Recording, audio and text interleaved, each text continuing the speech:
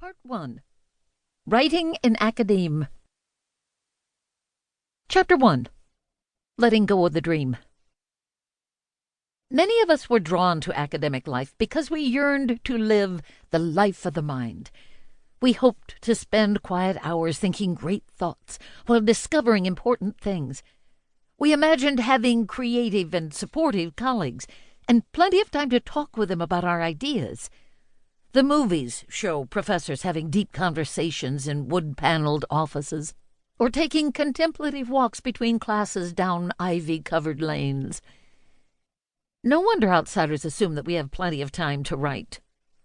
If only. Even though we realize that this image is a fantasy, we may still cling to some version of it. We know that our current situation feels writing deflective, even perhaps writing hostile. We hope that once we land a tenure-track job or get tenure or become a full professor, it will be easier to find ways to write. Or maybe if we got to a better university, we will find more support for our scholarship.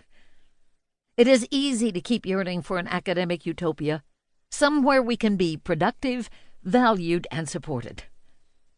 That's certainly what I yearned for. Even though I was surrounded by evidence that universities weren't at all like the dreams in my head or the images in the movies, and I was a media studies scholar and my father was a professor. I kept seeking that book-lined study in the company of supportive colleagues with ample time to read, write, and think. Someday I would have just what I needed to write lots, easily and well. The struggle would finally be over, and I would live in an academic Arcadia. Eventually I realized that my actual situation was never going to match my dreams. This allowed me to face reality. If I wanted to write, then I needed to find ways to write productively in the real academic world. Once I stopped blaming my circumstances, I was able to find ways to secure reliable writing time, space, and energy. I learned how to recognize and find ways around the writing myths that kept me anxious and miserable. For far too many of us, academic writing is a perplexing burden, a source of constant anxiety, self-doubt, and confusion. The entry stakes are very high. Publish or perish. But even after tenure, the writing stakes continue to be daunting. Our self-respect, as well as the respect of our peers, depends on our ability to keep writing. We know that scholarly productivity is the constant coin of our realm. Yet most of us struggle mightily in our efforts to accrue enough of it. We may have spurts of productivity, alternating with excruciating droughts. Or we may dutifully, but resentfully, concoct yet another essay or article in a corner of the field that feels less and less interesting to us.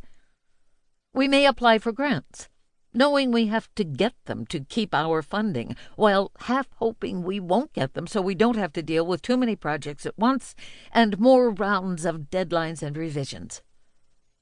We come up with avoidance strategies that work all too well, until we are faced with professional reviews. And then we crank out what we can, quickly and sullenly. No matter how many lines we add to our CV, we can still feel like we are missing the mark. The tragic truth of academic life is that everyone I know is constantly trying to be more productive, while feeling anxiety and shame about not writing enough. I spent years wondering what I was doing wrong. Why wasn't I writing more and more happily while still having time and energy for teaching, service, family, and friends? Why wasn't this working out like it was supposed to? I recognized dimly that I was in the grip of a fantasy about what academic life can be, and that I didn't know how to write effectively in academic reality. I didn't want to become bitter, and I didn't want to become dead wood, a professor who doesn't publish and therefore should be pruned from the departmental tree. This is a cruel but common way to describe tenured colleagues who may still have much to offer, but because they are